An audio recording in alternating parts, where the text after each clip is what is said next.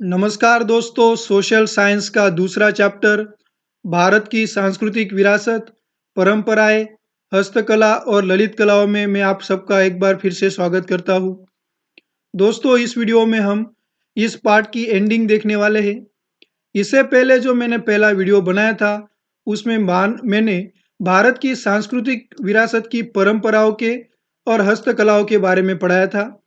इस वीडियो में हम भारत की जो ललित कलाएं हैं उनके बारे में देखने वाले हैं।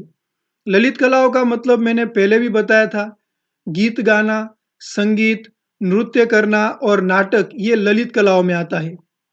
तो चलिए दोस्तों, इस वीडियो को शुरू करते हैं और देखते हैं पहली ललित कला, संगीत कला। स्वर, ताल और लय की दृष्टि से भारत का जो संगीत है विश्व के संगीत से थोड़ा अलग है, भिन्न है। हमारे 4 वेद हैं, ऋग्वेद, यजुर्वेद, अथर्ववेद और सामवेद। इन चारों वेदों में जो सामवेद है, ये संगीत से संबंधित वेद है। ये आप याद रखना, क्योंकि 1 मार्क्स के लिए पूछा जाता है कि भारत का कौन सा वेद संगीत से संबंधित है। तो आपको आंसर लिखना है सामवेद। सामवेद की जो ऋचाएं हैं, जो पंक्तियां हैं सामवेद की, उनको संगीत के साथ तालबद्ध ढंग से गाया जाता है।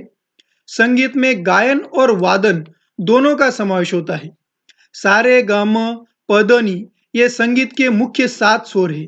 ये भी आपको याद रखना है कि संगीत के मुख्य 7 स्वर कौन से हैं। हमारा जो संगीत है उसे 2 भागों में, मुख्य रूप से 2 भागों में बांटा जाता है, शास्त्रीय संगीत और लोक संगीत। और हमारे संगीत के मुख्य 5 राग हैं, श्री, दीपक, हिंडोल, मेघ और भैरवी। और ऐसा कहा जाता है कि ये पांचों राग भगवान शंकर के मुख से उत्पन्न हुए हैं।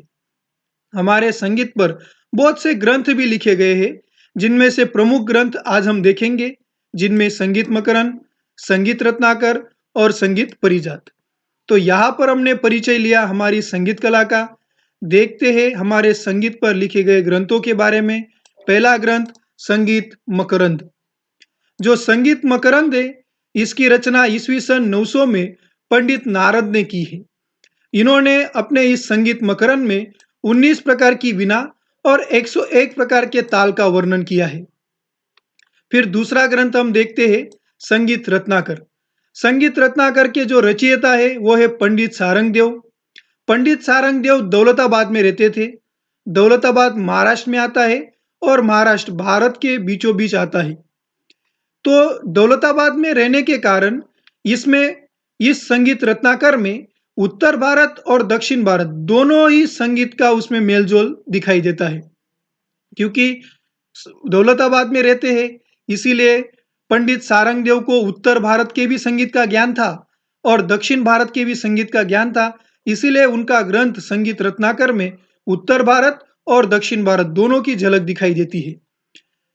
जो संगीत के महान तज्ञ पंडित है, पंडित विष्णु नारायण भारतखंडे, इन्होंने संगीत रत्नाकर को भारत के संगीत में सर्वश्रेष्ठ ग्रंथ माना है।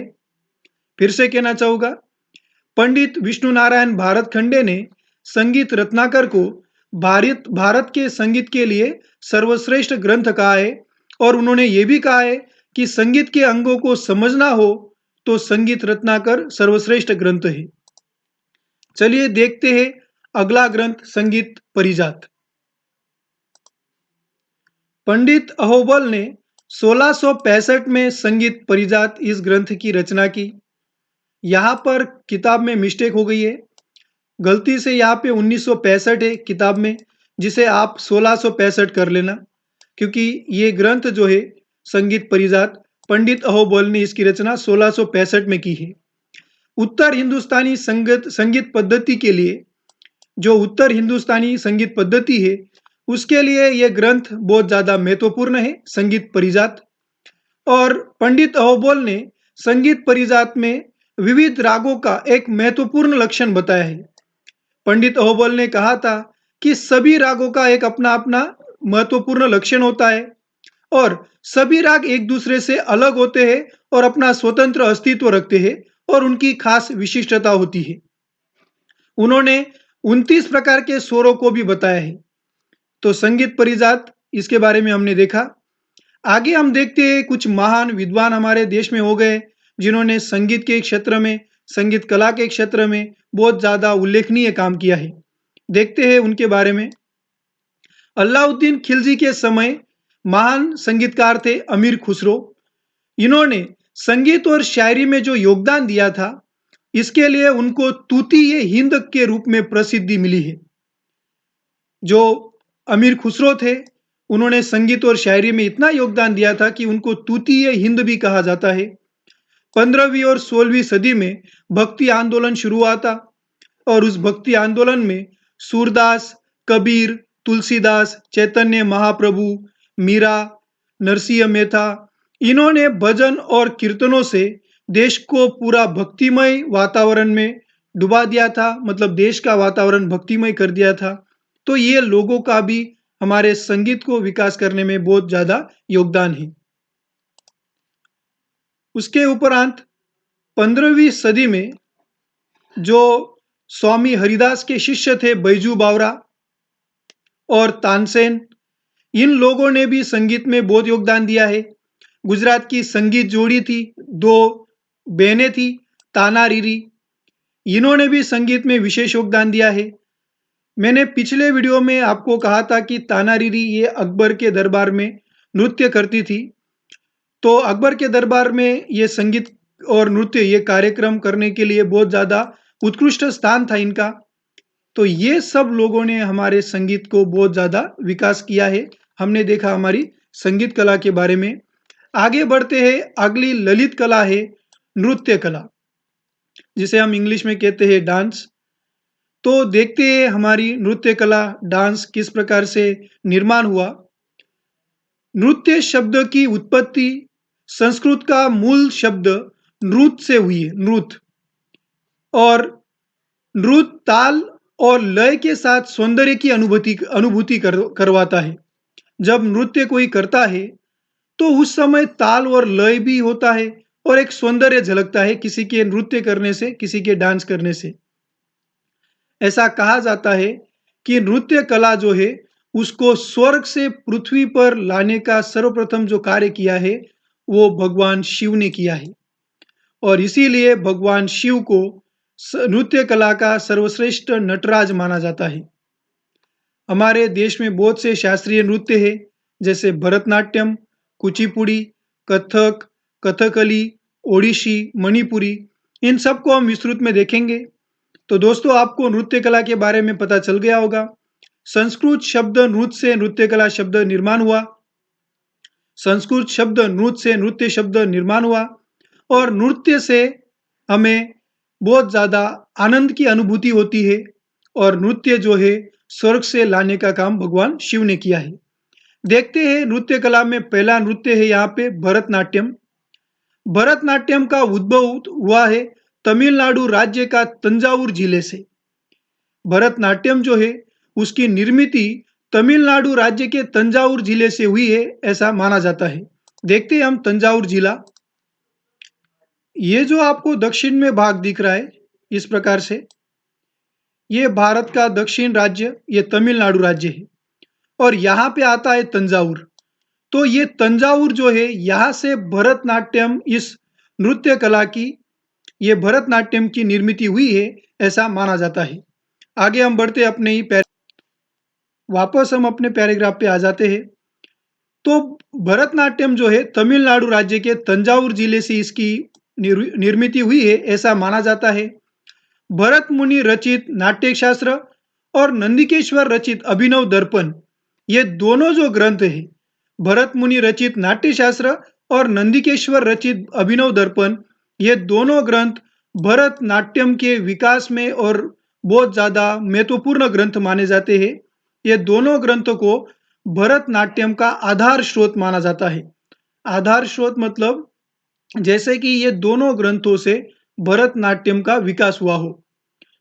अगर हम भरतनाट्यम में, हमारे देश में भरतनाट्यम करने वाले लोग, जो खास लोग हैं, उनकी अगर बात करें तो मृणालिनी साराभाई, गोपी कृष्ण, इन लोगों के अलावा अभिनेत्री वैजंतीमाला, हेमा मालिनी, ऐसे बहुत से लोग भरतनाट्यम में उत्कृष्ट स्थान प्राप्त कर चुके हैं। तो हमने देखा यहाँ पे भरतनाट्यम के बारे में 2-3 टॉपिक इंपॉर्टेंट है। भरतनाट्यम की उत्पत्ति, फिर ये नंदिकेश्वर अभिनव दर्पण, ये दोनों ग्रंथ, और जो आज भरतनाट्यम को प्रसिद्धि दिलाने वाले जो लोग हैं उनके नाम आपको याद रखने हैं। चलिए अगला नृत्य देखते हैं, कुचिपुड़ी नृत्य शैली। जो कुचिपुड़ी है, ये नृत्य शैली का जो नृत्य है, ये जो नृत्य है करीबन 15वीं सदी के दौरान इस नृत्य की रचना हुई ऐसा माना जाता है। मुख्य रूप से स्त्री सौंदर्य पर आधारित ये नृत्य है। जब भी ये नृत्य किया जाता है तो उसमें स्त्री सौंदर्य का वर्णन पर आधारित ये नृत्य होता है। स्त्री और पुरुष दोनों भी इस नृत्य को करते हैं, और खास करके ये नृत्य जो है आंध्र प्रदेश में विशेष रूप से प्रचलित है। कुचिपुड़ी के लिए प्रसिद्ध लोग हैं भारत में गुरु प्रहलाद शर्मा, राजा रेड्डी, यामिनी रेड्डी, शोभा नायडू, ये कुछ प्रख्यात लोग हैं जिन्होंने कुचिपुड़ी को श्रेष्ठ बनाया है। अगला नृत्य है कथकली। कथकली केरल राज्य का प्रचलित नृत्य है। कथकली केरल राज्य का नृत्य है। पौराणिक महाकाव्य, महाभारत के प्रसंग और संस्कृत मलयालम जो नाटक थे, उन्हीं को ही बाद में कथकली कहा जाने लगा। मतलब जो पुराने महाकाव्य थे, महाभारत के जो प्रसंग है और संस्कृत मलयालम के जो नाटक थे, उन्हीं को ही बाद में कथकली कहा जाने लगा। कथकली की जो वेशभूषा होती है वो घेरेदार सुंदर कपड़ा वाली होती है। इसे हम देख लेते हैं। ये कथकली करने वाले व्यक्ति का पोशाक है। ये घेरेदार सुंदर कपड़े होते हैं। तो ये कथकली नृत्य का पोशाक है, आप देख सकते हो। फिर आगे बढ़ते हैं हम, और उनके पात्रों को पहचानने के लिए जो कथकली नृत्य करता है, वो अपना पात्र जब उसका पात्र जब हमें पहचानना हो तो उसके मुख पर जो विशिष्ट आकृति बन रही है, मतलब उसके मुख पर जो हाव-भाव बन रहे हैं, उसे हमें पहचानना होता है। जो इस कथकली का जो नट होता है, मतलब इस नृत्य का जो महान नायक होता है, वह कलात्मक मुकुट धारण करता है। जैसे इसमें इस चित्र में आप देख सकते हैं, इस प्रकार से कलात्मक मुकुट ये नट जो है वो धारण करता है। और जब नृत्य प्रस्तुत किया जाता है उस समय एक ही तेल के दिए से पूरा रंगमंच जो है, पूरा जो स्टेज है, उसको प्रकाशित किया जाता है। फिर बाद में नट जो है पर्दे के पीछे से अपना संगीतमय परिचय देता है।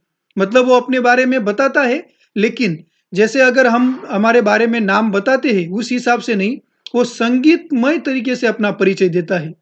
और तीनों लोगों के पात्रों को चेहरे के हाव-भाव से और हस्त मुद्रा से सजीव करता है, मतलब उसको जगा देता है, ऐसा माहौल बना देता है जैसे कि तीनों लोगों के पात्र वहां पर मौजूद है। तो हमने यहाँ पर देखी कथकली की जानकारी। भारत में कथकली के नृत्य में सर्वश्रेष्ठ जो नाम है वो है कविश्री वल्लथोल और कलामंडलम, कृष्ण प्रसाद, शिवारमन। ये प्रसिद्ध लोग हैं जो कथकली नृत्य में उन्होंने अपना नाम हासिल किया है। आगे बढ़ते हैं। अगला जो नया नृत्य है वो है कथक नृत्य।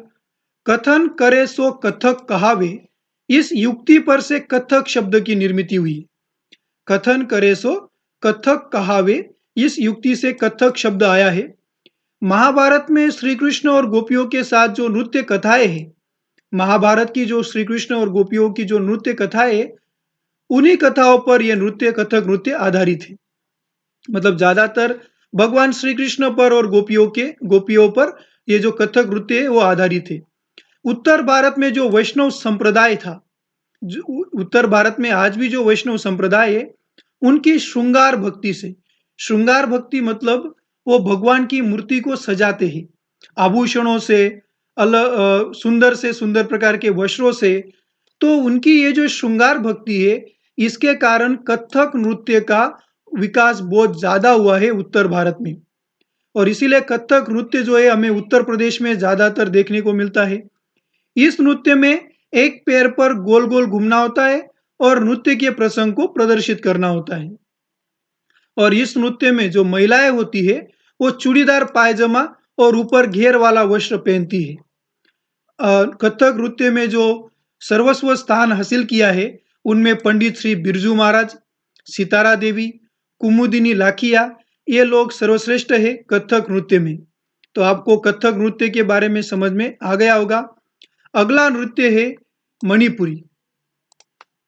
मणिपुर की जो प्रजा है, हर उत्सव के प्रसंग में नृत्य करती है और मणिपुरी नृत्य शैली मुख्य रूप से श्री कृष्ण की बाल लीला और रासलीला पर आधारित है। मणिपुरी जो नृत्य शैली है, वो श्री कृष्ण के बाल लीला और रासलीला पर आधारित है। मणिपुरी नृत्य शैली के दो प्रकार है, लास्य और तांडव। मैं फिर से कहना चाहूंगा, मणिपुरी नृत्य शैली के दो प्रकार है, लास्य और तांडव। इस नृत्य में क्या होता है, महिलाएं जो है रेशम का ब्लाउज पहन के कमर पर पट्टा बांधते हैं और तथा नीचे घेरेदार हरे रंग का घाघरा कुमिन पहनते हैं। वो जो कुमिन है, जो घाघरा है, उसे हम देखते हैं इस चित्र में। इस प्रकार का घाघरा महिलाएं पहनती है और इस प्रकार के वस्त्र पहनते हैं इस मणिपुरी नृत्य में। तो आपको यहाँ पर ये समझ में आ गया होगा।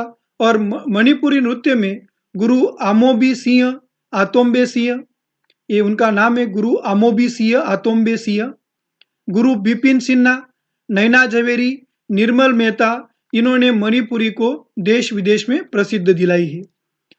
एक बार शॉर्ट में वापस हम मणिपुरी नृत्य को देख लेते हैं। मणिपुर के जो लोग हैं, वो हर प्रसंग में नृत्य करना पसंद करते हैं।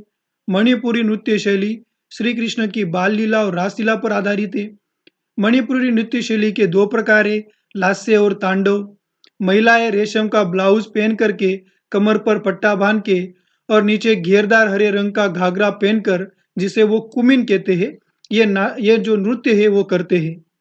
और इनमें गुरु आमोबी सिंह, आतोम्बे सिंह, गुरु बिपिन सिन्हा, नैना झवेरी, निर्मल मेहता, इन्होंने मणिपुरी नृत्य को देश विदेश में पहचान दिलाई है।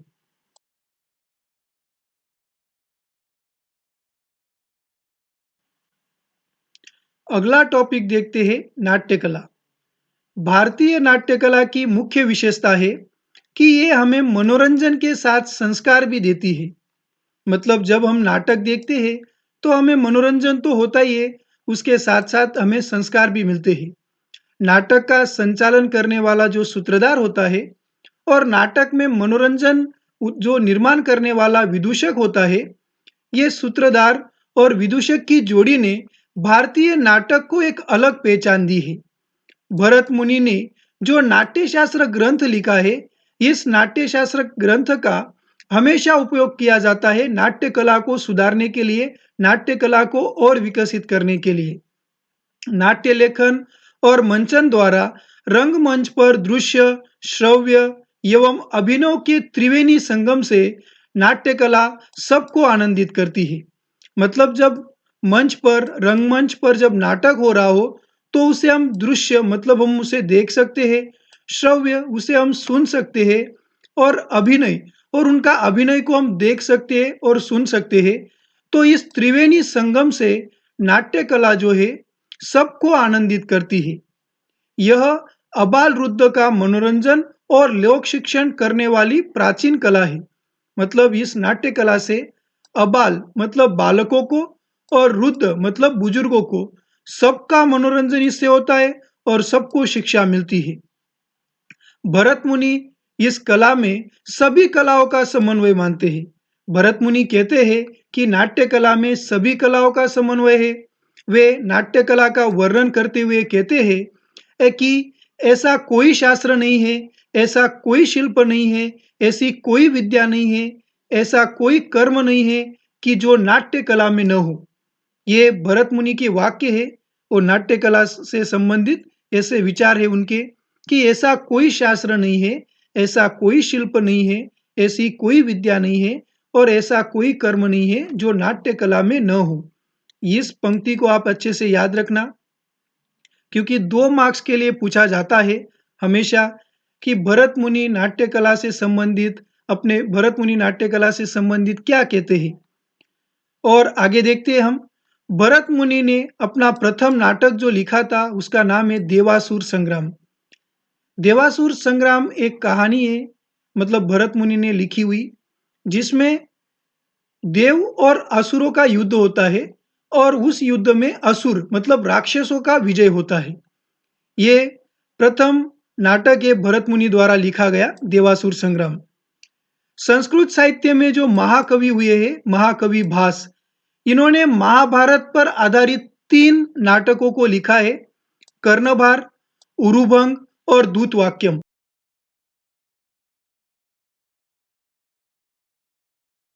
फिर महाकवि कालिदास ने जो नाटक लिखे वो है अभिज्ञान शाकुंतलम, विक्रम उर्वशीय, मालविकाग्नि मित्रम।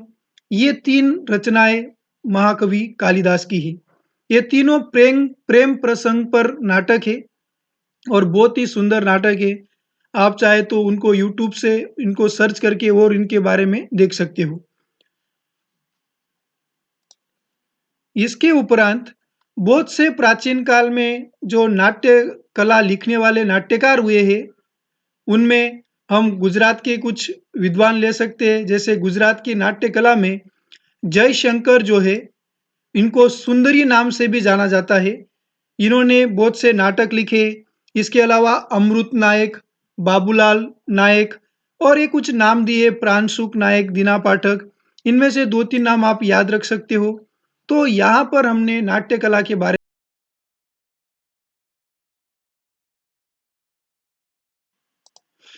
अगला जो टॉपिक है वो है भवाई। शास्त्रकारों ने भवाई को भाव प्रधान नाटक कहा है। भवाई एक भाव प्रधान नाटक है, एक इमोशनल ड्रामा है। भवाई गुजरात की 700 वर्ष पुरानी एक नाट्य कला है, जिसे असाई ठाकर ने शुरू किया था। सस्ता खर्च मतलब ज्यादा खर्च नहीं लगता और इस नाट्य कला से लोक शिक्षण और मनोरंजन भी होता है। इस नाट्य कला को सबसे ज्यादा विकास और सबसे ज्यादा प्रोत्साहन मिला सोलंकी युग में। ज्यादातर पर्दे के बिना ही अभिनय किए जाते हैं और नाटक में हल्की फुल्की शैली में मनोरंजन और भूंगल वाद्य, इस प्रकार का होता है भूंगल वाद्य, इसका उपयोग किया जाता है। उसके साथ साथ इस प्रकार के वेश, रामदेव का वेश, झंडा झूलन का वेश, बेमेल जोड़े, ये वेशभूषा है। इसको मैंने भी नहीं देखा है, लेकिन आप नाम याद रख सकते हो। ये विशेषता है भवाई वाद्य की। भवाई के जो विषय होते हैं, जो नाटक होता है उसके जो विषय होते हैं, वो होते हैं सामाजिक कुरीतियों का प्रतिकार करना। मतलब जो समाज में कुरीतियां चल रही है उसका विरोध करना। जैसे मान लो कि दहेज प्रथा है, तो दहेज प्रथा कैसे गलत है उसके खिलाफ में ऐसे भवाई नाटक में वो नाटक दिखाया जाता है। तो इस प्रकार से जो सामाजिक गलत रीतियां है वो उसको विरोध में ये नाटक दिखाए जाते हैं। गुजरात में कन्या शिक्षण, बेटी बचाओ जैसे कार्यक्रमों से और रंगला रंगली जैसे पात्रों से भवाई नाट्य प्रयोगों का आयोजन होता है। भवाई करने वाला भवाया भुंगल वाद्य बजाकर माता जी की स्तुति करता है। तो यहाँ पर मतलब गुजरात में जो है कन्या शिक्षण, बेटी बचाओ ऐसे कार्यक्रमों के द्वारा और रंगला रंगली ये पात्र है, इन पात्रों के द्वारा ये भवाई जो है इसको इसका आयोजन किया जाता है। और भवया जो होता है, भवाई करने वाला जो भवया होता है, वो भुंगल वाद्य बजाकर माता जी की स्तुति करता है, माता जी की प्रशंसा करता है। तो हमने देखा यहाँ पे भवाई नाटक।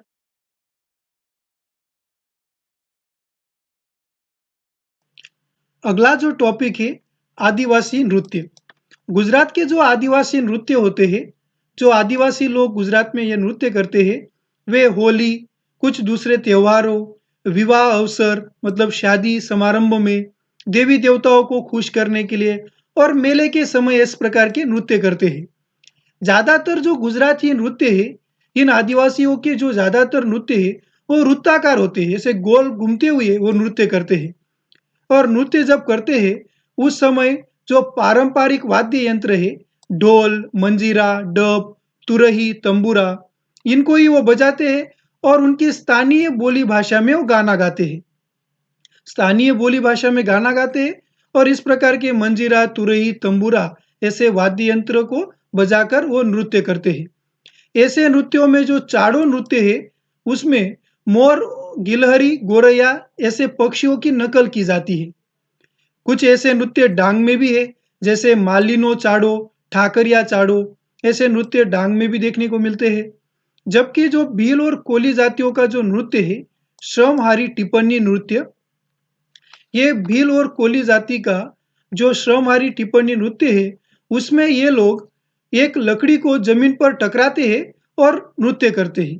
तो ये हमने गुजरात के आदिवासी नृत्य देखे, बहुत उत्कृष्ट प्रकार के होते हैं।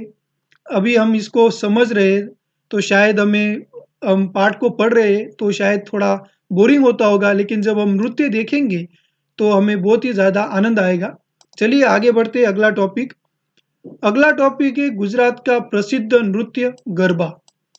मुझे ऐसा लगता है कि भारत में ही नहीं बल्कि विश्व में गरबा प्रसिद्ध है। और देखते हैं, अगला टॉपिक है गरबा। गरबा से सब जुड़े हुए हैं, सब जानते हैं गरबा के बारे में, और आज विश्व भर में गरबा प्रसिद्ध है। देखते हैं, गरबा शब्द गर्भदीप के ऊपर से बना है। गर्भदीप शब्द से गरबा शब्द बना है।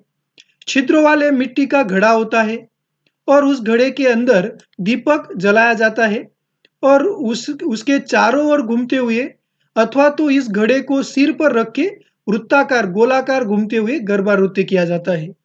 एक घड़ा मैं आपको दिखा देता हूँ, इस प्रकार का, इसे गरबा भी कहते हैं गुजराती भाषा में। और इस प्रकार के छेद छेद उसे होते हैं और इसके अंदर दिया जलाया जाता है और इसे बीचों बीच रखकर उसके चारों ओर गरबा किया जाता है। बीच में इसको रख के उसके चारों ओर गरबा किया जाता है।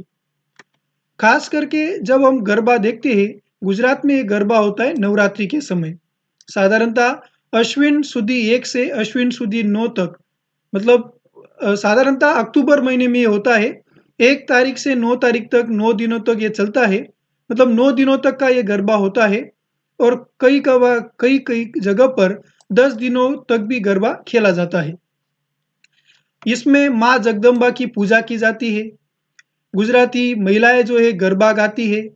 और जैसे कि मैंने कहा कि एक बड़े चौक या मैदान में माताजी की प्रतिमा लगाकर, उसके चारों ओर घूमकर माताजी की प्रतिमा लगाकर, उसके सामने जो मैंने गरबा यहाँ पे दिखाया, ये रखकर इसके चारों ओर घूम के गरबा किया जाता है। गरबा अलग अलग प्रकार का होता है, 1 ताली, 2 ताली, 3 ताली, या चुटकी बजाकर, या डांडिया भी हाथ में हो सकते हैं उनके। इस प्रकार से गरबा खेला जाता है। गुजरात में गरबा के अलावा जो गाई जाने वाली जो गरबी है, उसका संबंध ज्यादातर श्री कृष्ण भक्ति से है। गुजरात में गरबा तो है ही, लेकिन गरबी भी गाई जाती है जो कि श्री कृष्ण की भक्ति से जुड़ी हुई है। और गुजराती जो कवि है दयाराम ने बहुत सी ऐसी रंग भरी गरबियों की रचना की है, जो आज भी गुजरात की स्त्रियों के कंठ से गूंजते रहते।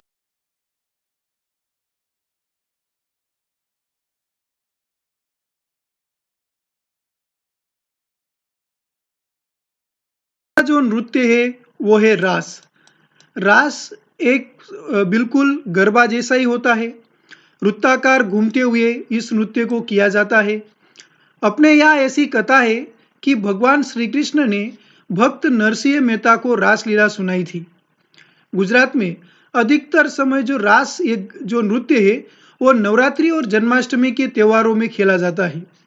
डांडिया रास, ये भी एक रास का प्रकार है, जिसमें रास खेलते समय डांडिया हाथ में होती है और रास खेला जाता है। और घाघर या हांडी लेकर भी रास खेला जाता है। जो वैष्णव संप्रदाय है, ये वैष्णव संप्रदाय का प्रभाव जब बढ़ा तो रास नृत्य जो है अधिक लोकप्रिय बना। रास खेलने के लिए स्त्रियां चनिया चोली और पुरुष मिर्जई धोती ऐसे परंपरागत वस्त्र पहनते हैं। तो हमने यहाँ पे रास इस नृत्य की जानकारी ली। चलते आगे देखते हैं गुजरात के कुछ अन्य नृत्य, जिसमें पहला है गोप गुंथन नृत्य। जैसे आप नाम से ही पता चल रहा है गोप गुंथन, मैं इसका चित्र आपको यहाँ पर दिखाता हूँ। ये गोप गुंथन नृत्य का एक चित्र है आपके सामने।